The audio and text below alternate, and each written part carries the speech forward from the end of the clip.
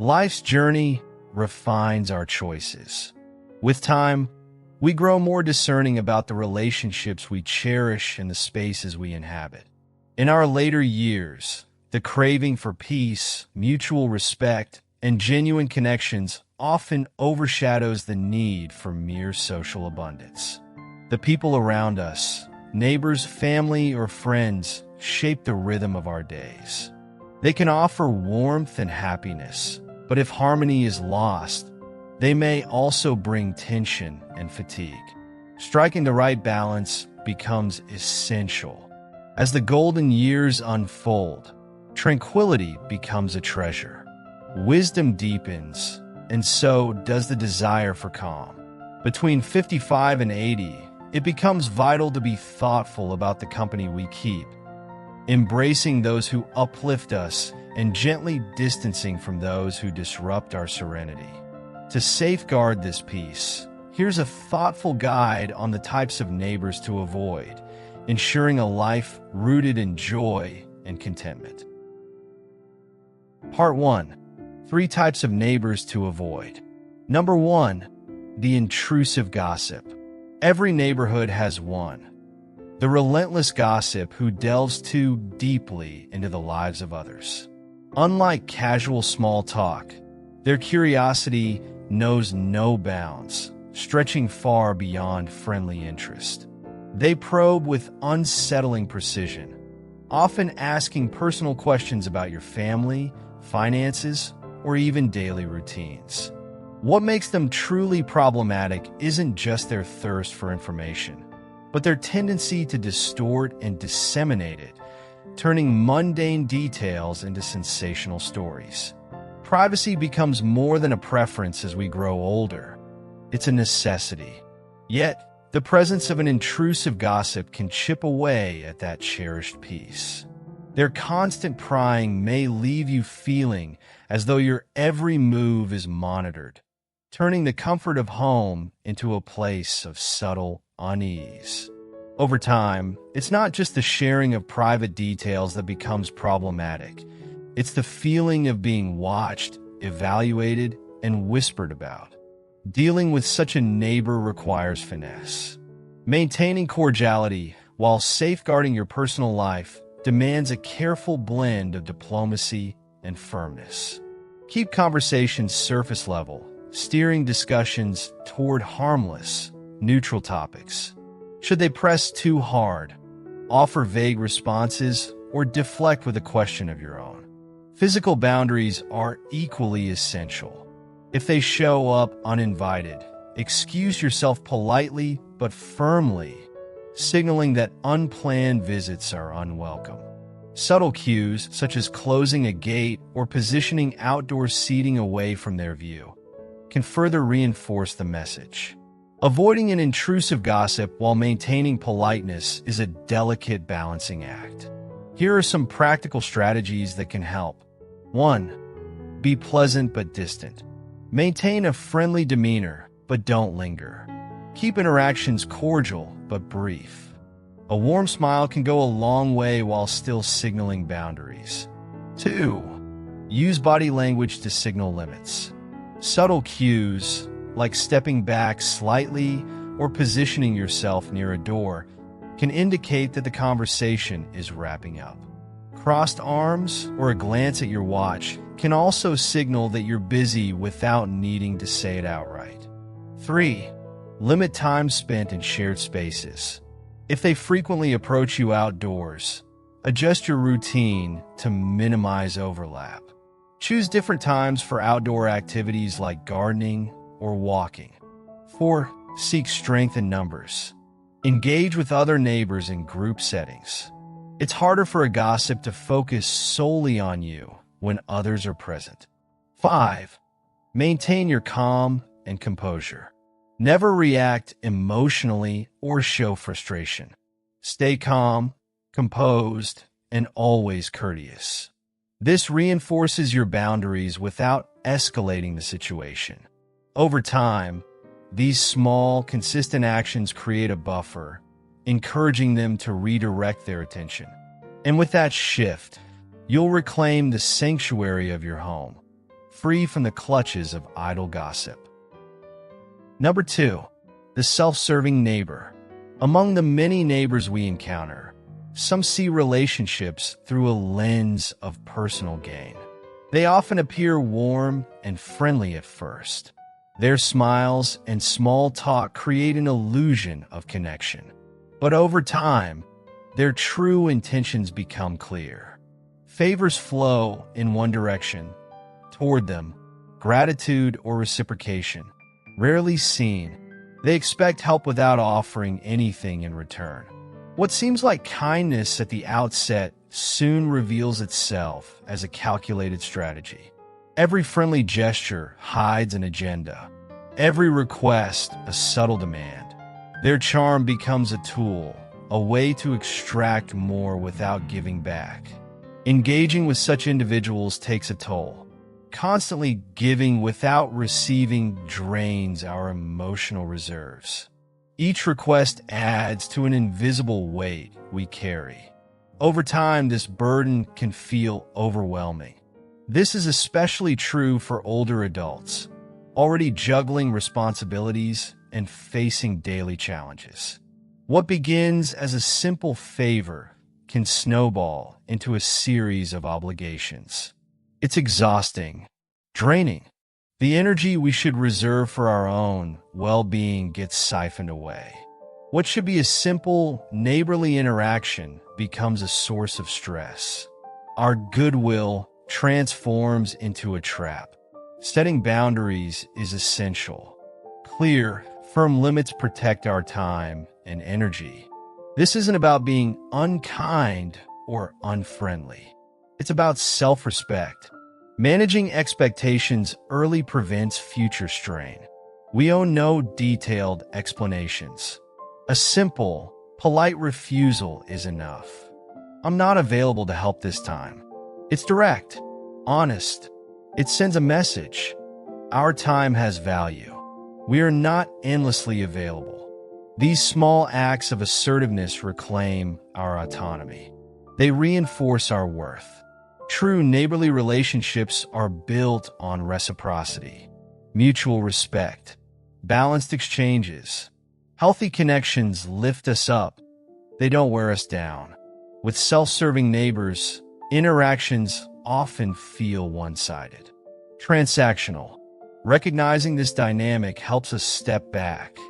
We learn to prioritize the relationships that truly matter, the ones that nourish us. We invest our time where it counts. Our friend Mike had always been the go-to guy in his neighborhood. A retired teacher with a heart of gold. He found joy in lending a hand. Need help moving a couch? Mike was there. Need someone to watch your plants while you're away? He'd happily take care of it. His neighbors knew they could count on him, and Mike liked that. It gave him a sense of purpose. Until he met Ben. Ben had moved in a few houses down, charismatic and full of charm. At first, he seemed like the perfect addition to the block. He introduced himself with a big smile, brought over cookies, and complimented Mike's garden. They exchanged stories about the neighborhood and shared coffee a few times. Soon, the requests started. Ben asked for small favors, borrowing tools, needing a ride, or asking Mike to wait for a package. Mike didn't mind at first. Helping felt good, but the requests didn't stop. Each week, there was something new. Ben's car needed a jump. He forgot to bring in his trash bins. Then it escalated. Could Mike help clean out the garage? Watch his dog for the weekend? Always asking, never offering. Whenever Mike mentioned needing help with his own yard, Ben changed the subject. When Mike's car broke down, Ben didn't offer a ride. One afternoon, Mike realized he felt drained. Helping Ben wasn't joyful anymore. It felt expected. He noticed the pattern. Every interaction revolved around what Ben needed. It was never a two-way street.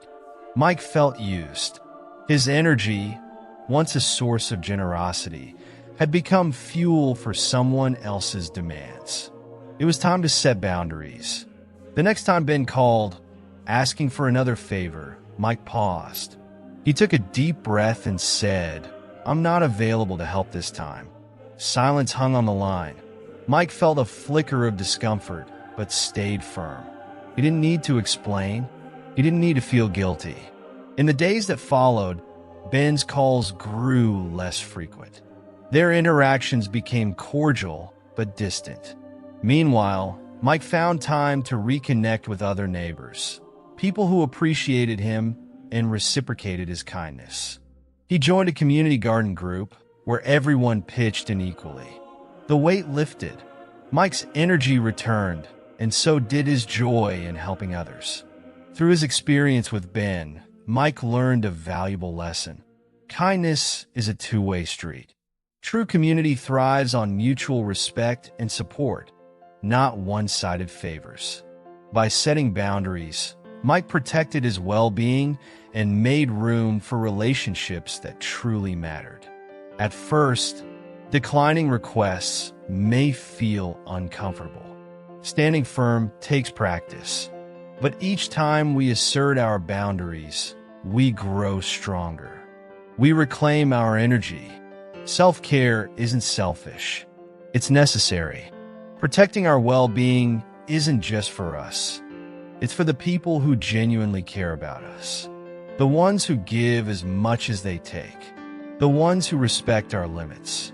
When we disengage from self-serving dynamics, we create space for better connections. We open the door to genuine relationships, ones built on trust and mutual support. By protecting ourselves, we contribute to a healthier community. We foster an environment where kindness is real and respect is shared. In the end, we enrich not just our own lives, but the lives of those around us. One thoughtful, balanced interaction at a time. Number 3, the disruptive neighbor. Some neighbors bring noise and chaos into our peaceful world. They might host boisterous late-night gatherings, blast loud music, or let their property fall into disrepair, turning it into an eyesore. Whether intentional or not, their lifestyle can ripple through the neighborhood, disrupting the calm we all cherish and work hard to maintain. The constant noise or unsightly surroundings can create an invisible tension that invades our homes, unsettling the peace we expect within our own walls. The impact of these disturbances goes beyond mere annoyance. Persistent noise and disorder take a toll on our mental and physical well-being. Constant disruptions can drain our energy, fracture our sleep patterns, and erode the feeling of safety we should feel in our homes. The steady hum of stress from repeated disturbances shouldn't be underestimated. It slowly chips away at our overall health and harmony, affecting not just our mood but also our ability to function optimally. Addressing these challenges requires a delicate blend of diplomacy and self-assertion. It's important to approach the situation calmly and constructively, even if emotions run high. A respectful conversation, focused on how their actions affect the shared environment, can often open doors to understanding. Keeping the focus on solutions rather than blame encourages cooperation and reduces defensiveness. However, if these direct conversations fail to bring about change, involving a neighborhood association or property manager can add weight to the concerns. Sometimes, bringing in a neutral third party helps to mediate and find a resolution that benefits everyone. On a practical level, there are also steps we can take within our homes to mitigate the impact. Simple modifications, such as soundproofing windows or creating a serene indoor retreat, can shield us from external chaos. These adjustments may seem small, but they can significantly restore a sense of tranquility and control, helping us reclaim our space as a true sanctuary. Maintaining a peaceful coexistence within a community requires finding the right balance. Healthy relationships with our neighbors can enrich our lives, fostering a sense of connection and support. However, it's equally essential to establish clear boundaries. Protecting our peace doesn't mean cutting off from those around us. It means engaging wisely, investing our energy in ways that promote mutual respect and understanding. By recognizing and addressing the challenges posed by difficult neighbors. Whether it's the disruptive reveler who keeps the neighborhood awake, the intrusive gossip who oversteps personal boundaries, or the self-centered acquaintance who drains our energy, we create space for calm, independence, and well-being. Each step toward resolution contributes to a more harmonious environment where everyone feels respected and at ease. Navigating encounters with a disruptive neighbor while maintaining politeness, without becoming too friendly, requires balance and subtlety. Here are some practical tips to help you handle these interactions gracefully. 1. Greet briefly but warmly. A simple good morning or hello with a polite smile establishes courtesy without inviting further conversation. Keep it short and pleasant. 2. Avoid small talk. Minimize opportunities for extended conversations. If they try to engage in casual chatter, respond briefly and steer the exchange towards its natural end. A polite nod or a brief, "Hope you have a good day," works wonders. 3. Maintain neutral body language. Stay relaxed but reserved. Avoid open or inviting gestures like prolonged eye contact or facing them fully during the conversation. Crossed arms or stepping back subtly signals boundaries without appearing rude. 4. Use polite deflection. If they bring up personal topics or complaints, gently redirect the conversation. For example, "I understand, but I'm on a tight schedule right now. Take care. I hope that works out. I need to get going." 5. Set clear verbal boundaries. If necessary, politely but firmly express your limits. For example, "I prefer to keep things quiet here, so I hope we can all respect each other's space. I appreciate the conversation, but I'm not really looking to discuss that." As the timeless adage goes, good fences make good neighbors. Our homes are more than just places to live. They are our sanctuaries, deserving of warmth, security, and peace. By fostering an atmosphere of mutual respect and clear boundaries, we can create spaces that nourish our well-being, reflecting the calm and serenity we all deserve. In the end, the goal is not just to coexist, but to thrive within a community where everyone's sense of peace is valued and protected. Part 2.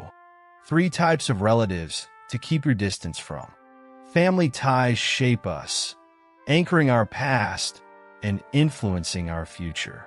Some connections radiate warmth and strength, building a foundation of love and trust.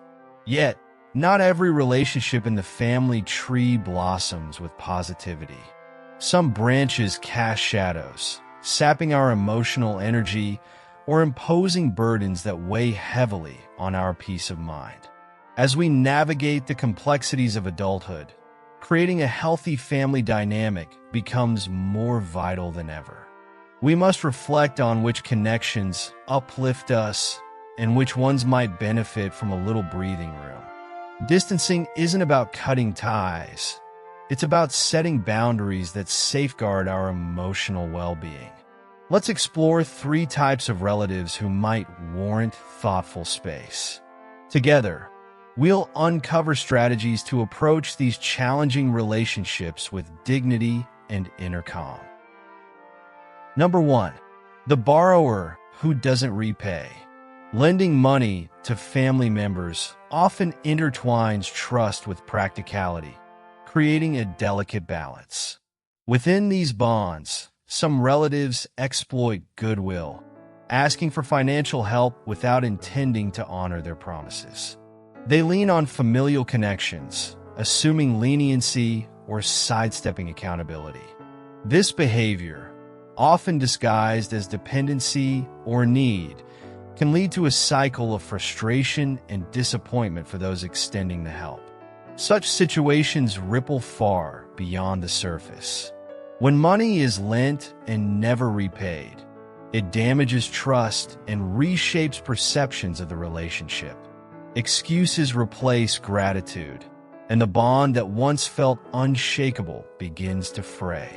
Each unfulfilled promise leaves a sting, fostering resentment and challenging the notion that family ties are inherently strong.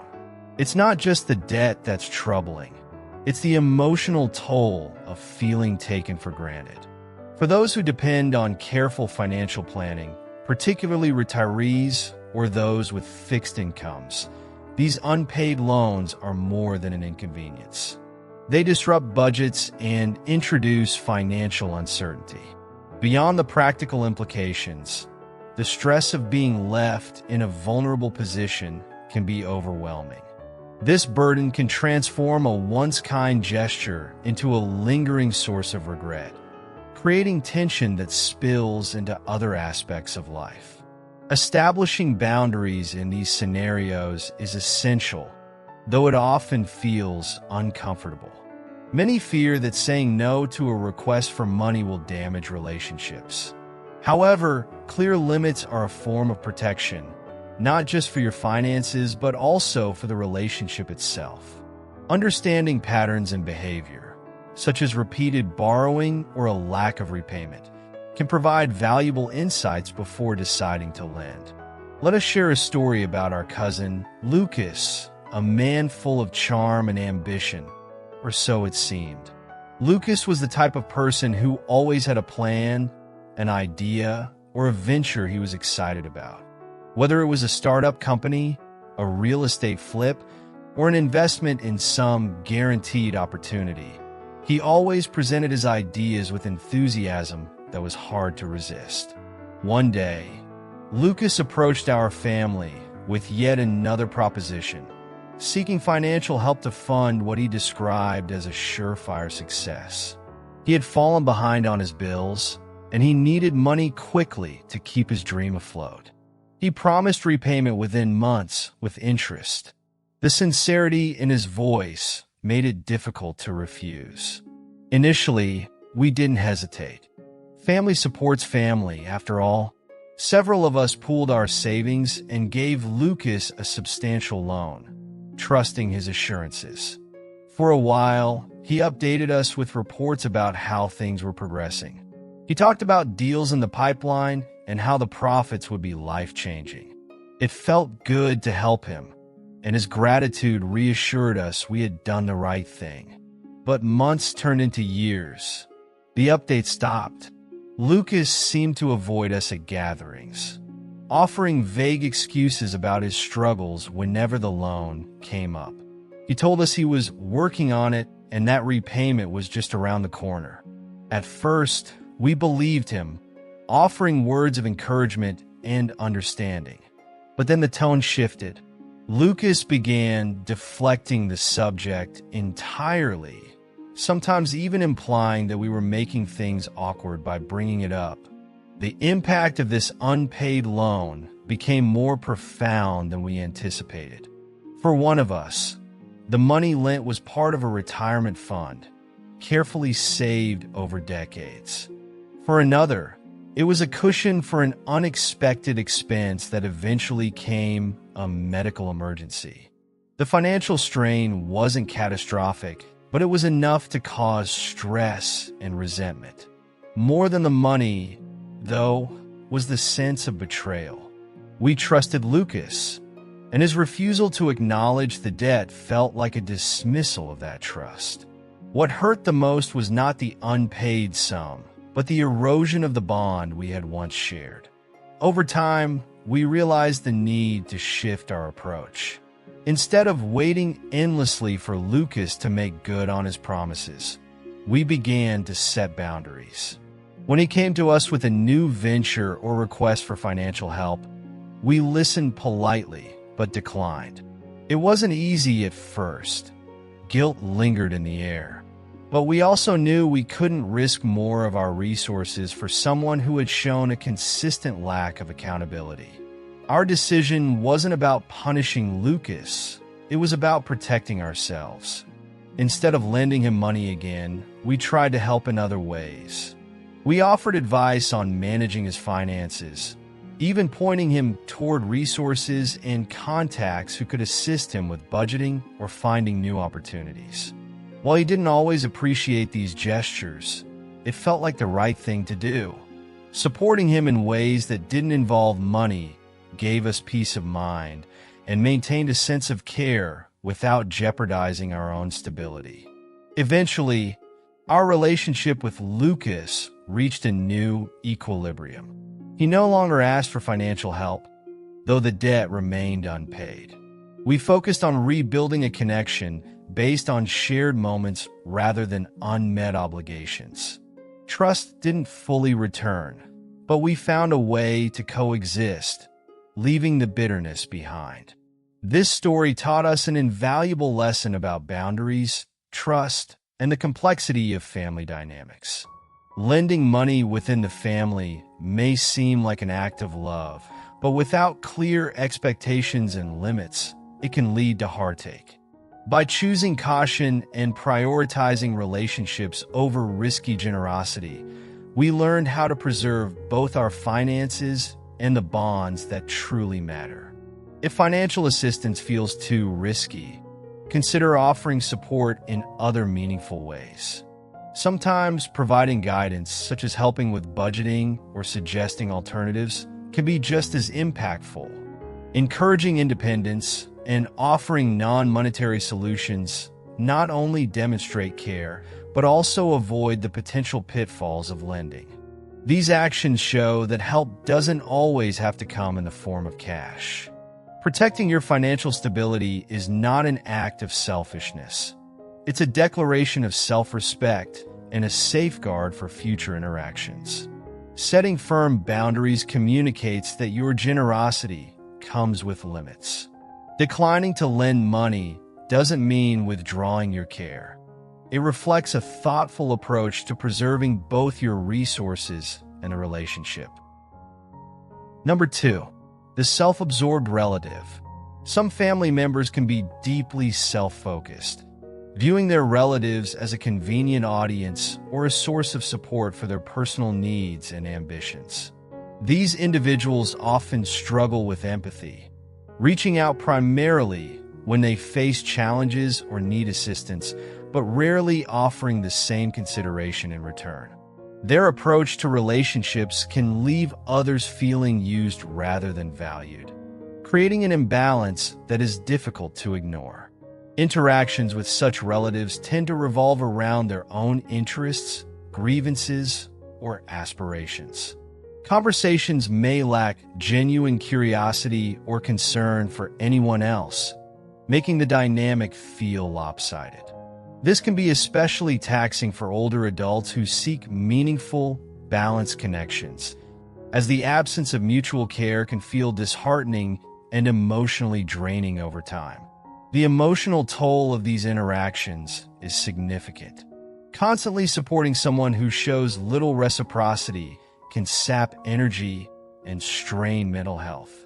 It's hard to maintain emotional resilience when exchanges consistently leave one feeling depleted rather than uplifted. Over time, the one-sided nature of these relationships can erode a sense of connection, replacing it with frustration or even resentment. Maintaining self-respect is essential in managing these dynamics. Family ties should not come at the expense of one's well-being. Healthy relationships are built on reciprocity, where care and effort flow both ways. Setting boundaries on your availability and expressing your own needs can be empowering, ensuring that interactions are not entirely dictated by the other person's demands. Addressing the issue directly can sometimes help. A thoughtful, honest conversation about the impact of their behavior may encourage self-awareness. Framing the discussion with kindness and clarity allows for the possibility of positive change, while emphasizing the importance of mutual respect.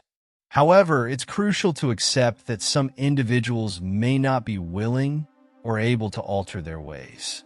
When efforts to create balance prove unsuccessful, choosing to limit contact becomes a necessary step. This isn't an act of rejection, but rather a decision to prioritize relationships that nurture and respect both parties. Distancing protects emotional energy, allowing space for connections that contribute positively to one's life. Choosing to focus on fulfilling, reciprocal connections is not only wise, but essential for emotional health. It's a reminder that family bonds, while significant, should never overshadow the importance of personal well-being and mutual appreciation. Number 3. The lazy, dependent relative. Some relatives seem content to depend on family indefinitely, showing little desire to alter their circumstances. Their reliance often stems from a lack of initiative or the comfort of knowing someone else will step in. While helping family can be fulfilling, it becomes complicated when generosity is met with complacency. The imbalance created by such reliance can weigh heavily on those who are always expected to provide. Over time, supporting a dependent relative can create invisible but heavy burdens. Financial aid may stretch beyond comfort, draining resources meant for other goals or future plans. Emotional energy, too, is easily depleted when the effort to help is met with stagnation rather than progress. This dynamic can lead to unspoken frustration, as the giver's sacrifices go unnoticed and their own aspirations are quietly sidelined. True support should inspire growth, not perpetuate dependence. Empowering someone to take responsibility for their own life is an act of genuine care. Establishing boundaries is essential to this process, serving as a framework for constructive support. By setting clear limits and explaining that assistance is temporary, you encourage self-reliance. This approach fosters confidence in their ability to stand on their own, creating a pathway to lasting change. Boundaries are not barriers. They are tools for healthier relationships. When we set limits on how much we can give, we protect our emotional and financial stability. At the same time, boundaries signal to the dependent relative that their growth is a priority. A measured, supportive approach allows them to understand that dependency is not a sustainable solution. This dual focus on care and accountability encourages a balanced relationship built on respect. Maintaining harmony in family relationships often requires thoughtful choices. Sometimes the healthiest option is to create distance. Stepping back doesn't mean abandoning a loved one. It means preserving your well-being while giving them space to grow. Choosing which relationships deserve your closest attention ensures that your energy is spent on connections that bring joy, trust, and positivity. By carefully managing these dynamics, we create room for personal fulfillment. It's essential to recognize when the act of giving begins to erode your peace of mind. Balancing compassion with practicality allows us to support others without compromising ourselves. This careful equilibrium transforms relationships, offering opportunities for growth without fostering resentment or exhaustion. Ultimately, helping someone become independent is a gift that benefits both parties. It restores balance, granting freedom to the giver and responsibility to the receiver. Through thoughtful boundaries and a commitment to empowerment, family connections can evolve into bonds of mutual respect and shared strength. This transformation enriches both lives, proving that the truest form of support is one that encourages growth and independence. Your well-being holds immense value. By honoring your needs, you inspire others to follow suit, cultivating a culture of care and mutual respect.